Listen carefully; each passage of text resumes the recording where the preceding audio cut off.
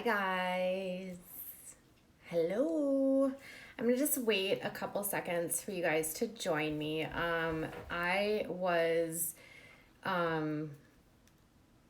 notified Twitter and hopefully that posted to Facebook so you guys know what's going on. Hello everyone. Hope you're having a good evening. Um, Thank you guys so much for being here. I really appreciate it. We're going to try to do this here. I've been having some issues with my YouTube channel with going live and stuff. And so I figured we'll do it here and then I can upload it later onto YouTube. But I will not really be paying too much attention to the chat during this just because I have some stuff I want to talk about and share with you guys and just really help you better understand about like what is going on and how everything happened. So I made a post earlier today. It was about a message. So it was related to Matt Baier. And a lot of people have been talking about how, Katie, you're just like not letting this go. You are not letting go. What happened? You keep talking about this petty drama. And I was, for a long time wanting to just respect the privacy of someone. But I put a post out on Instagram and on Facebook today where I let people know that I have been kind of holding on to somebody's story for like 3 months, and I had to wait until they were ready to like where they felt like they were safe enough away from the situation. Particularly because the individual was filing for divorce from Matt. So here is how everything sort of like transpires. I was running my channel in the fall and I started covering the Amber Portwood story. And I happened to develop a relationship with Andrew Glennon, and then I met his family, and then the audio came into my life. And it was shortly after I released the audio that I got a email from Matt Baier, who said, "Hey Katie, I saw the audio. I just really want to talk to you. I want you to know that I'm like really affected by this. It really brought me back to a time during my life." And I was like, that's weird, because he literally had just been on TMZ saying that he didn't believe it. He didn't understand. It didn't sound anything like Amber. He was adamant that nothing like that had ever happened in his relationship. And so when I brought that up to him, he said, I was lying because I didn't want to pile it on. I didn't want to like hurt her. But yeah, it happened. And then, I interviewed him and then I brought him on the channel and he came on a couple times. And I think, for a lot of people, they really wanted to believe his story, including me. Like, I was like, well, maybe the media got it wrong. I've met enough people that are in the reality TV world to know that sometimes the narrative that's painted about these reality stars isn't exactly the reality of who they are. Sometimes editing can get the better of you, I think someone who is sort of a perfect example, at least who I know, is like Lindsay Chrisley. I think the portrayal that she has in the media is very different than the person that I know and who I've gotten to know. She's like a very sweet, tender, loving person, which is a lot different than I think the way that the media would portray her to be. So I always give people the benefit of the doubt. But I also kept I kept my eyebrows up, right? I was like,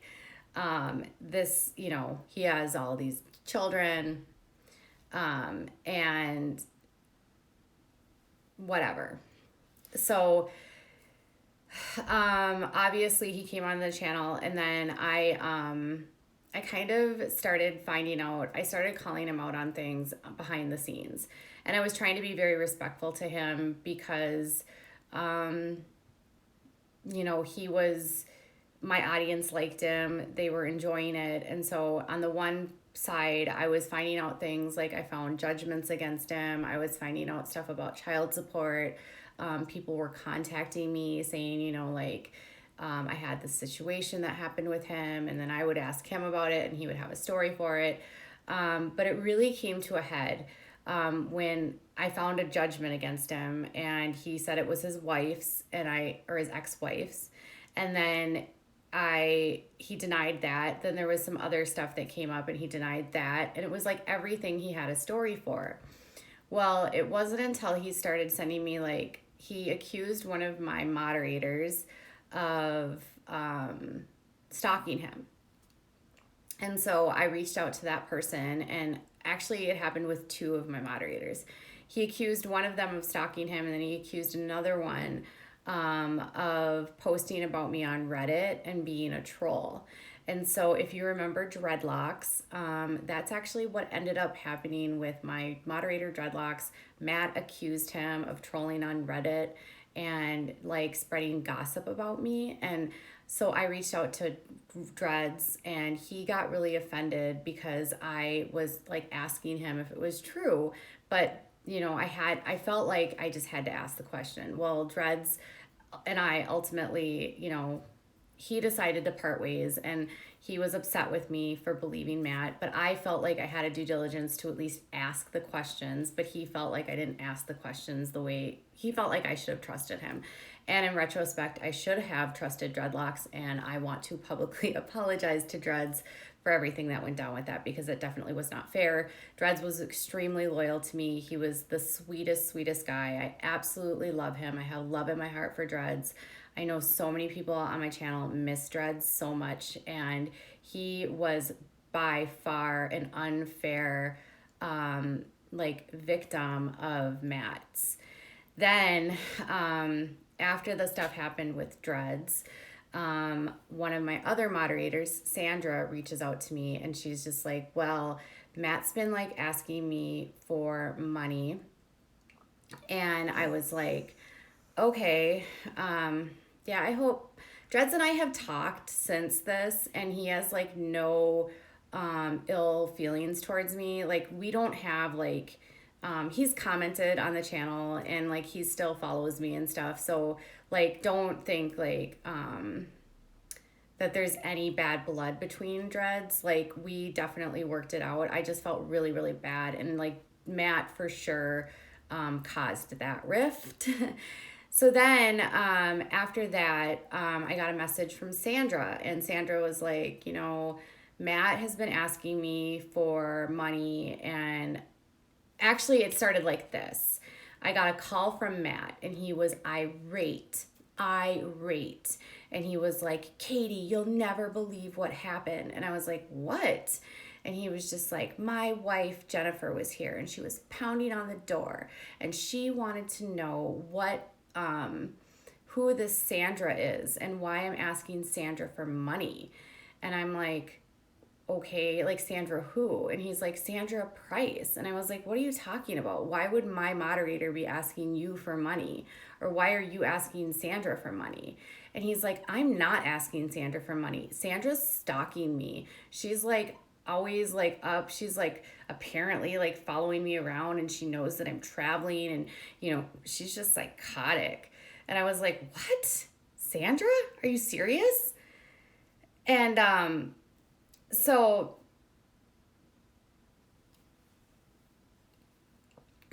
yeah, I think the stuff with Dreads, like the stuff with Kendra, is a totally different story.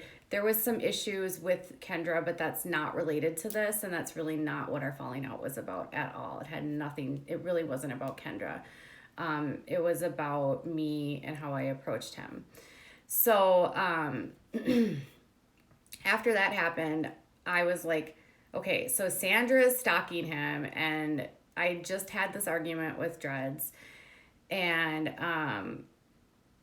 so I approached Sandra, and I was like, what happened, Sandra? Like, Matt says that you're stalking him. And Sandra's just like, no. He's actually like asking me to send him money. And I was like, what? And she's like, yes. She's like, and I said, why are you emailing with him? And she's like, I don't know. And at this point, I literally had no idea that Matt was communicating with anyone. at all outside of the channel. I just was like, I assumed like he would be, I assumed that he would be like very respectful. You know what I mean? Like, I've had other guests on the show that have not gotten super intimate with my audience. I figured that he would sort of respect those boundaries.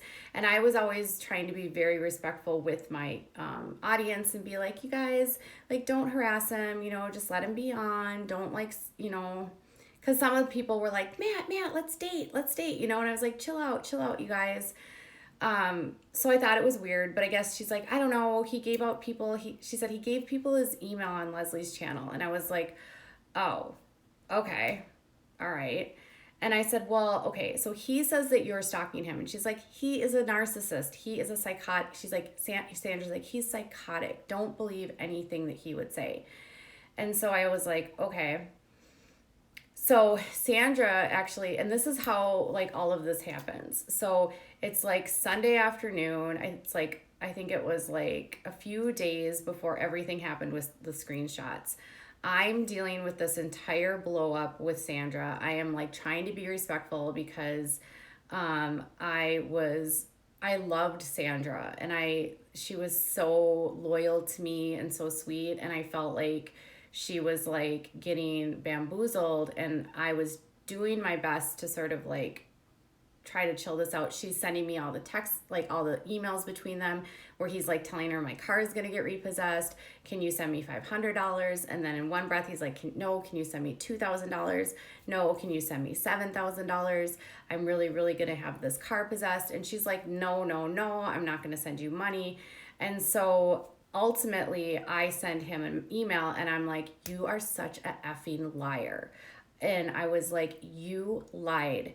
I said, Sandra sent me all of the emails. She sent me everything. Like, you asked her for money and she was like just being nice to you. And he was just like, whatever, I have emails too. And I said, you told me that Jennifer showed up at your house, his wife, and knocked down your door and banged down your door because of what you were doing. And I ended up defending you and thinking that Sandra was doing something when it was really you doing something to Sandra. So then I had to publicly apologize to Sandra. When I publicly apologized to Sandra, and I like was talking about it on Instagram Live, I was like, so if you were involved and like he was hitting you up, let me know, DM me. I'm really sorry if he was doing that. And then I get a flood of messages from women, young women, like early 20s, and that are like, yeah, Matt was sending me D-pics. And they start sending me all of the screenshots of all of the things that he was saying on Snapchat to them. And it was really inappropriate. And it was more than a couple girls that sent me these things. And they were young.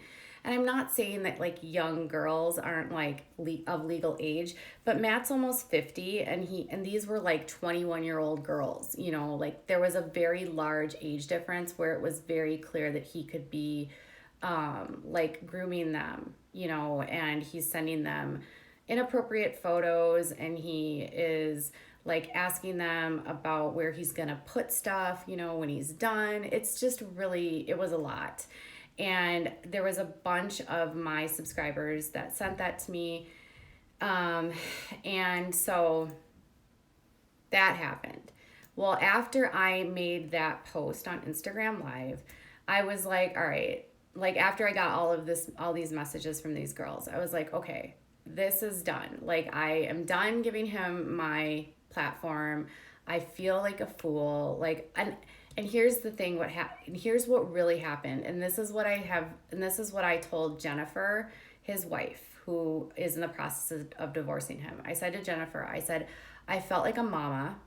I felt like a mama bear who had allowed a predator onto my platform who then hurt my babies and hurt my little girls. And I felt responsible for my little girls being hurt and groomed and potentially exploited. And even though I'm only 40, you know, it felt like these girls were like my daughters and I just felt sick. And, you know, I really was like protective of that. And so I went online and I went on Instagram and I outed him and I said, listen, like, if he's doing this to you, send me a message. I'm really sorry. Like, stay away from him. He's known to do this kind of stuff. So it was shortly after that I completely, like, I cut contact off with him days before this, after this happens. I start getting messages from him that are like nasty. I start getting like really abusive messages from like sock accounts, which I know are either him or someone connected to him. And then only a couple days later, I am at home by my, like, it's like, I think a Thursday afternoon. And I was running around. I had to take my son to school and I was running errands and I got a text message and I got this message and it was from Matt. And it was like, oh, did you hear about Crystal's son passed away? And like, it really puts things into perspective with you and Leslie, and maybe, like, all of this petty drama is for naught. You know what I mean? Like, it was like he was trying to bait me into reaching out to Leslie. And obviously, given the week that I'd had with him where he was sending D pics and he was asking my moderators for money, I obviously was like, I don't know what to believe. So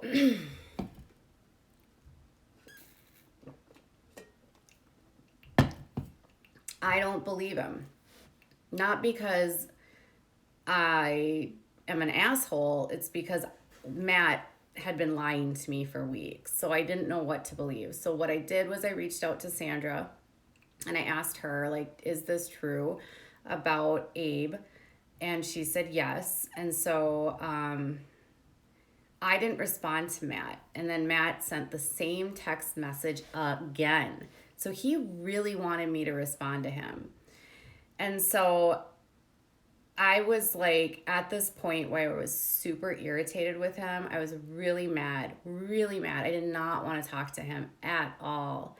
So I just, like, all I did was I said, that's too bad. I'm thinking of her and her family, because I did not want to talk to him. And obviously people saw that response and like, oh, you're so insensitive, Katie. I can't believe you said that. I was mad at Matt. But what I did was, after I sent that message to Matt, I sent my condolences. Like, I literally got on my phone. I'm like crying because I realized it was true.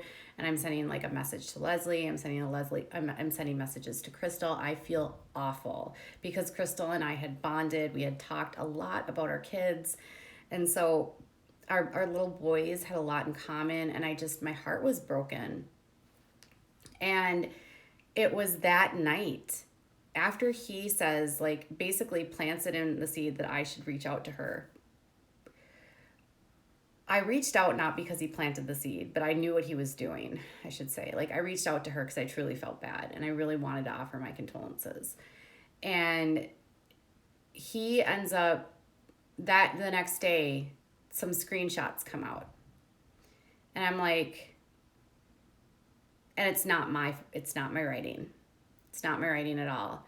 And I noticed immediately by the language and the way that it was written that it sounded like Matt. Like, I could hear Matt's voice on the other end of those screenshots.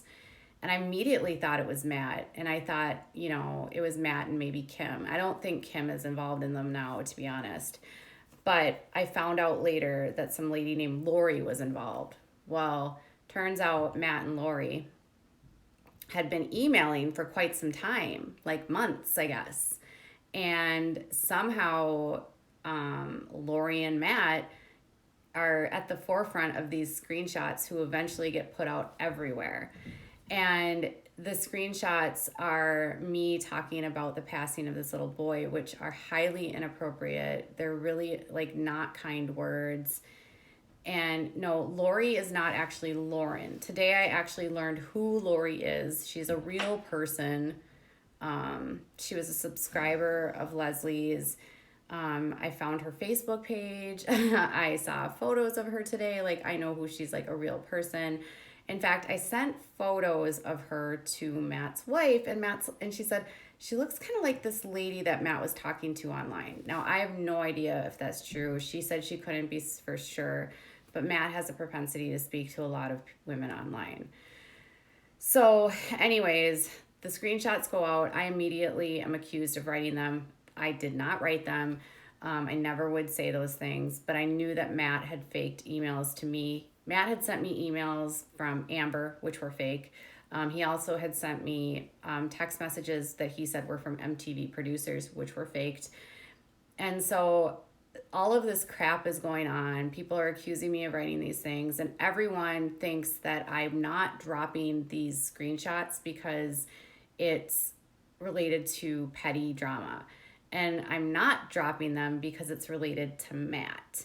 And the reason why I'm not dropping it is because I gave Matt, who is a predator, my platform, and he has now got a gang of army people still following me, still creating strife, still trying to create consternation between me and another YouTuber, which, by the way, there's no way that there's not going to be a reconciliation between me and this other YouTuber. So like him trying to cause drama between the two of us is really not going to do anything, because I really wouldn't, it doesn't matter to me. But he's still trying to cause drama between the two of us. And it was around when all of this is going on, the screenshots come out, all this stuff starts popping. I get an email. No, I get a message in my Facebook, on my Facebook page, from Jennifer Baier, his wife, who is now going to be his ex-wife. And I was stunned. Like, first off, I put some information out about Jennifer today, and I want to talk about that. But I want to be clear that today Matt was already trying to attack Jennifer, and he was already like trying to harass her, accusing her of having me like reach out to her, accusing me of being a liar, accusing me of using his name because my channel isn't doing well. I'll say that, Matt, like, your content on my channel doesn't do well. Like, if I do a Sister Wives video, Matt, like 50,000 people will watch it. If I do a video on you, Matt, like 6,000 people care. And it's mostly because they don't like you. So don't flatter yourself at all. Anyway, Jennifer reached out to me in December. And at that time, Jennifer said to me, like, hey, I'm gonna like tell you some stuff, but like I can't talk to you, or you can't tell people this. And I said, okay, fair enough. And she was just like, so like I'm still married to him, which was a shocker. Like, I didn't even know he was married. And then she's like, and I'm trying to get a divorce from him. I'm going to file tomorrow, and I'm actually kind of scared. I haven't really talked about him ever to anyone because I'm like petrified of how he'll react. And I was like, okay.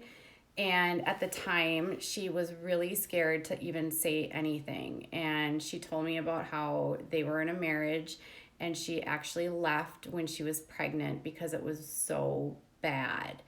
And she wouldn't go into details, but she said that there was physical abuse. And I said, shit. And I said, Matt was on my channel insisting that he had never hurt anyone, never harmed anyone. He denied he ever got physical with Amber. And now you're telling me that there was physical abuse. And I was like heartbroken, because on my channel, he was, and in my private conversations, he was calling Jennifer a heroin addict. He was telling me that the child that they had together wasn't his. He was saying that like she left him and got pregnant right away with some other guy. He wouldn't say it publicly, but he was saying it privately to me a lot, and he was disparaging her. And so I didn't necessarily, like, he accused her of like taking out a loan in his name. That's why he had a judgment. It was just a mess. There was evictions, which he blamed on Jennifer. So I never believed that. I always know that there's two sides to a story. Um, so I never believed that he didn't abuse Amber. Never. I never believed that he didn't abuse Amber. But I also believed that she abused him. So it was like a back and forth. So, anyways, he ends up, she won't tell me. She's like, you please don't say anything. Like, don't show screenshots. Don't tell anyone that you can say that I reached out to you, but like, don't show any screenshots because I'm trying to divorce him and I don't want anything to cause him from coming after me and actually like trying to get, in the way of me and my custody of my son. And I was like, okay, I promise I won't say anything. And I did a video and I was I did it back in December and I talked about how, she said that, because Matt was on my channel saying that he wasn't using, and Jennifer said their entire marriage he was using, that he was using opiates, that he was a gambling addict, that he was like never had a job, that he was always talking online to other women, that there was physical abuse. And, then it was after that he immediately started threatening Jennifer again. And so, she was just like, please, like, let's table this. I don't want him to get pissed off and like try to come and take my son. Like, I really want to get through this divorce. And I said, okay, like, I'm totally going to respect you. Like, we will, anyways, trying to defend, like, I was trying to respect her because I didn't want anything to happen with her divorce. So a couple weeks later, she sent me a message and she's like, listen, I'm having a hard time getting served. Like, Matt's avoiding service. Can you help me? And I said, sure. And she's like, could you just like, let people know that because I know some of your subscribers are in touch with him, could you do a video and just let people know that like I want to divorce him and he is avoiding me and I need to serve him. I want to get divorced. He doesn't want to be married to me. Like, let this happen. And so I said, okay, yeah, we'll do the video. And I did the video about, he can't be served. And that actually helped her get served.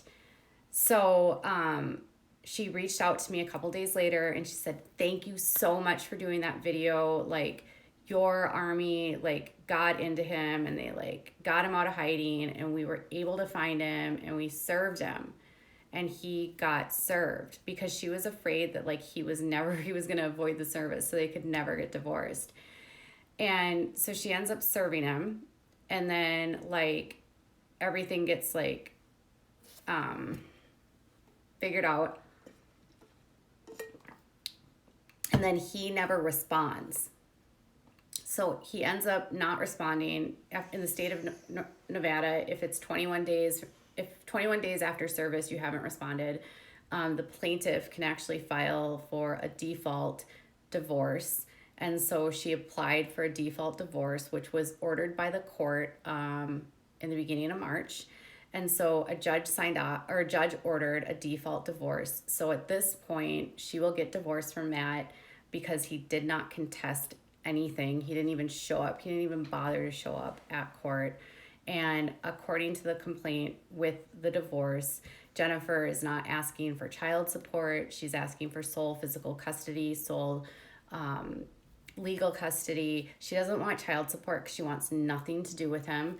And she asked the court not to award him any visitation because of his physical violence and his financial instability.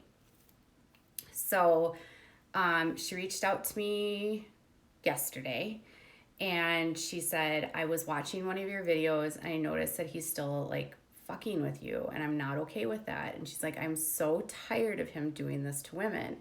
And she's like, I'm sick of this. Like, he is never held accountable. And I was like, yeah, you're right. He's not. And she's like, you know, I feel like he was met his match with you because you are not going to let him get away with this crap. Someone needs to hold him accountable. And I was like, I'm just like dumbfounded that he's still doing this. And she was just like, I'm sick of this. And I was like, okay, well, like, what are we going to do about this? You know, and she's like, can I call you on the phone? And like, we talked for like, so she reached out to me after all this happens. I end up calling her on the phone and she starts talking to me about her marriage with him. And it was like I was punched in the gut. She told me about this time when she was at a convenience store and she said that she was waiting in line to get something and there was a guy in line that made a joke. And she said she laughed because it was funny and they were just waiting in line. It was a longer line. And apparently that pissed him off. And she said that when they got back out to the car, she said that Matt in the car like grabbed her by the head and grabbed her by her hair and started screaming at her and was just yanking on her head and yanking on her hair. And she said that was one of the first times he ever got physical with her. And then she like described this other time. She said there was numerous times throughout their marriage, but she said there was this other time, and I can't remember what actually precipitated this or like what set him off. It was nothing. It was literally like the most minor stupid thing that set him off. And he got super mad at her and he like chased her up her stairs, I think she said, or put her in, he followed her into a bedroom and he ended up like locking the door, like with like a little, you know, the keyhole lock things. And she said that he grabbed her by the neck and he threw her up against the wall and started choking her and punching her in the face. And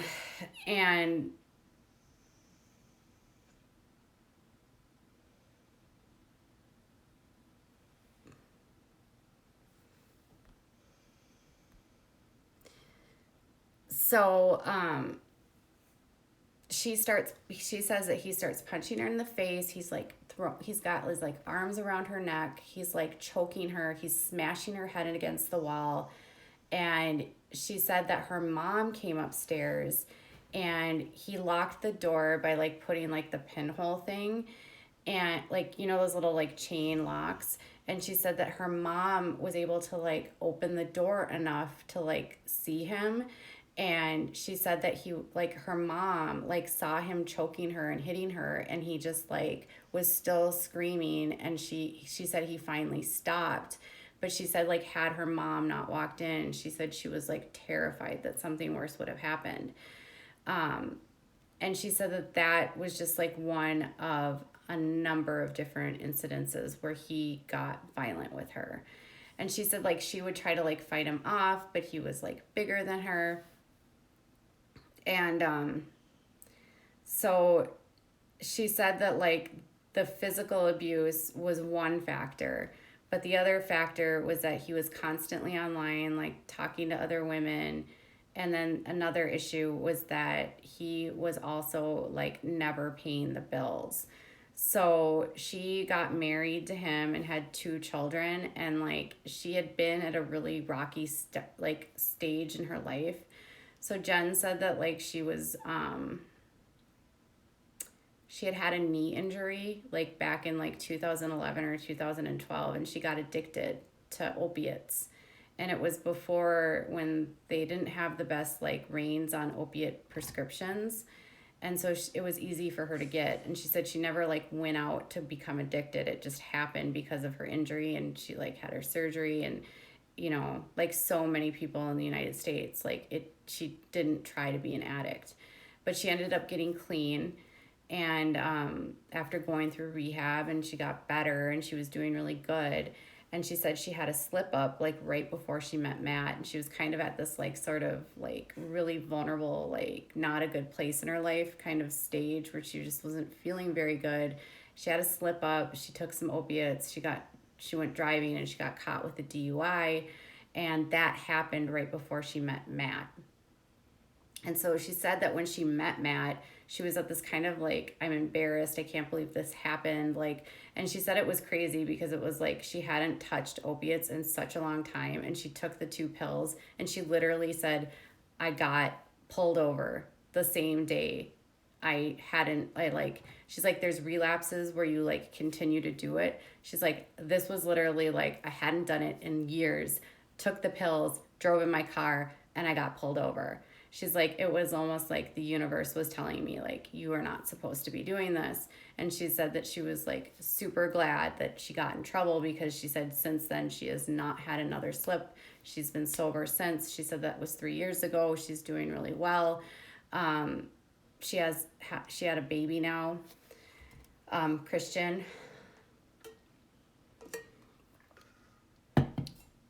So she was like all she wants, like during this, when she got together with him, like he wasn't paying bills, he would get money for things and then he wouldn't pay the rent. They ended up getting evicted, they ended up homeless, she had kids and she was like out of a place to live.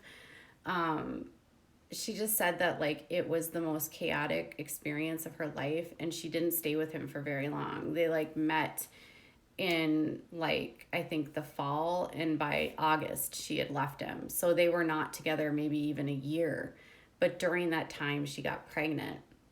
And I think she said she was like 4 or 5 months pregnant when she left him. So during that, since then, it's been this sort of like carnage of wreckage that she's had to put her life back together. And it's like he's left this like tornado in her life and she's been scared to really share her story. And so, yesterday when I talked on the phone with her, like she's in a better place now. She has like the full support of her parents and she's raising her 2 daughters and she has full custody of their son, who is absolutely adorable. I saw him on the phone yesterday. He has the most beautiful blue eyes I've ever seen, and he is just a doll. And she was so loving and so all over him the whole time, like feeding him, taking care of him, like just being a good mom, doing laundry, just doing the mom life. And we were just sort of talking about, how stupid both of us felt for like even falling for it. And then it was just like this sort of epiphany where it was like, she said, you're the first person that I've talked to in such a long time that really understands the damage that he can do and the hurt that he causes. And I feel like I could be best friends with you because you know the pain that I've gone through. And I hate that he's done this to you. And I was like, honey, what he has done to me pales in comparison to what he has done to you.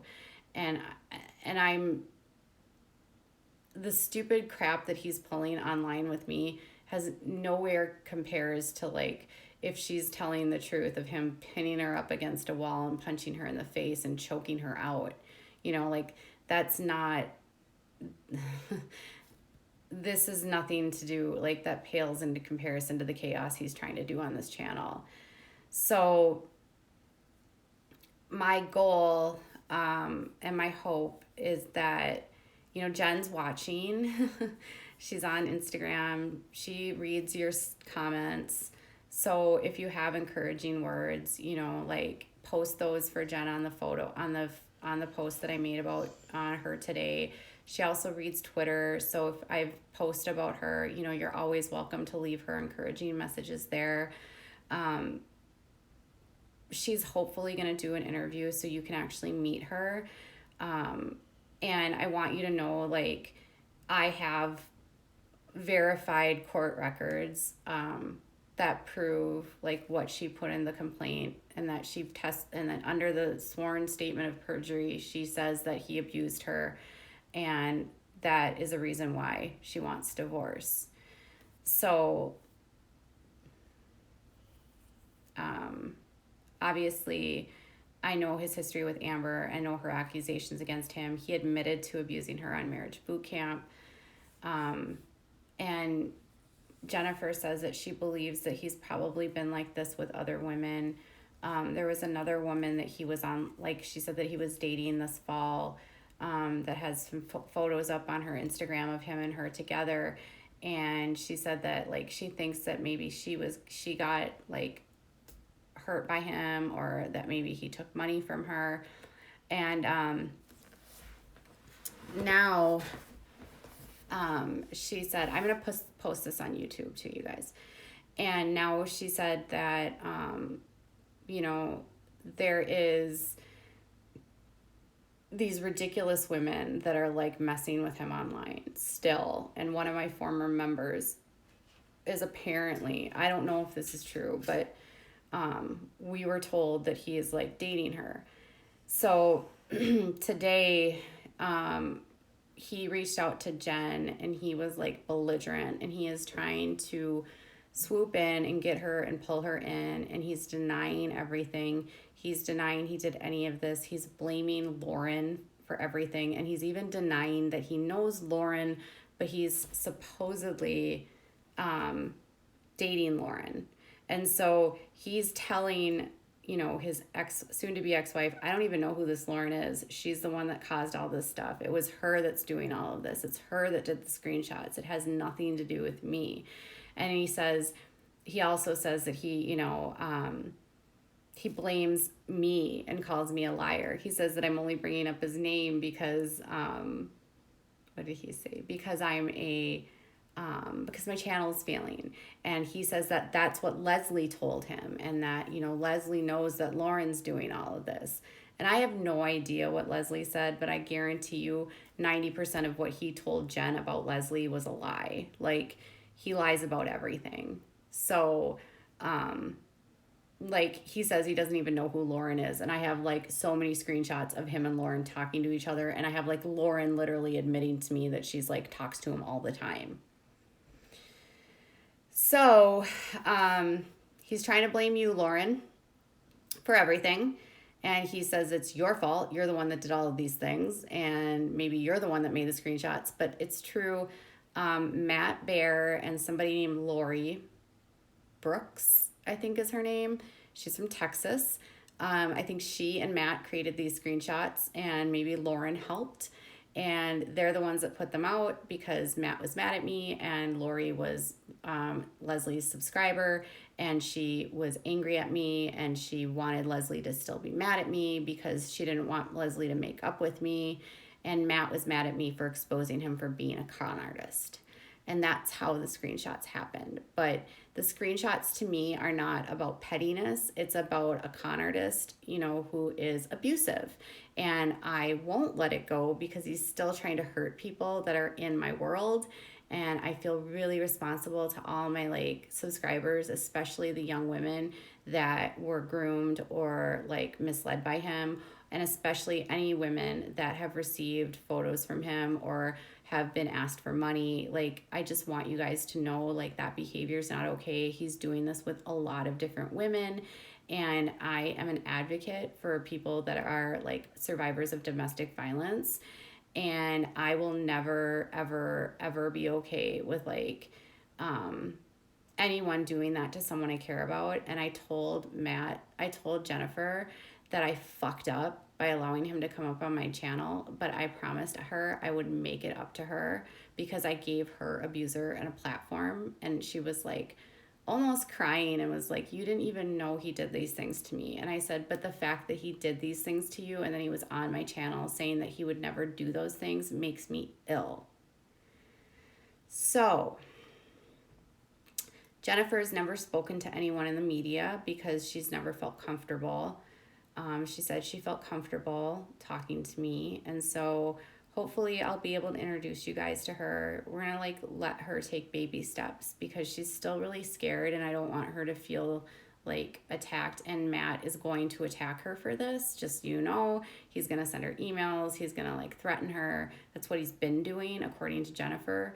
So Matt, you're a coward for threatening Jennifer. Let her move on. You're divorcing her. Leave her the F alone. Like, leave your kid. Like, all you are to Jennifer is a frickin' sperm donor. You gave her a beautiful son that doesn't deserve you. And if you have any like thoughts up here, Matt, you'll leave Jennifer alone and you'll leave your son alone, because Jennifer says that you've only ever seen him one time at a park and she wants you to have no part of his life, because all you do is bring toxicity and she doesn't want you to ruin her child. And I can't blame her. And the fact that she doesn't want one dime of child support tells me how much she doesn't want you to ever see that kid, because she's worried about her safety and his. So I am so grateful for all of you guys that have shared your stories of domestic violence. I would never, ever, ever, like, I feel guilty having him on my channel. I feel so guilty. And I cannot change that, but I can make this right for Jennifer. So if you see me talking about screenshots and you're like, Katie, why don't you drop this drama? I can't drop the drama because I know that there's like this psychotic psychopath that is using women and it could potentially be finding new victims. And I'm like not okay with him victimizing anyone that I care about, and I care about all of you. So I'm not going to make that mistake again.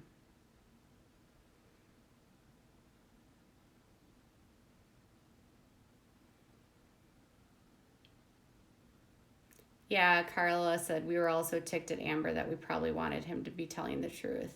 Maybe, I don't know. I know enough from Andrew and from his family to know that what Andrew went through was awful. So we didn't even really need his point of view. I don't think she can press charges anymore. Maybe. I don't know. But Jennifer, if you're watching, thank you for telling me your story. Thank you for trusting me with your story. I cannot wait for my subscribers to meet you.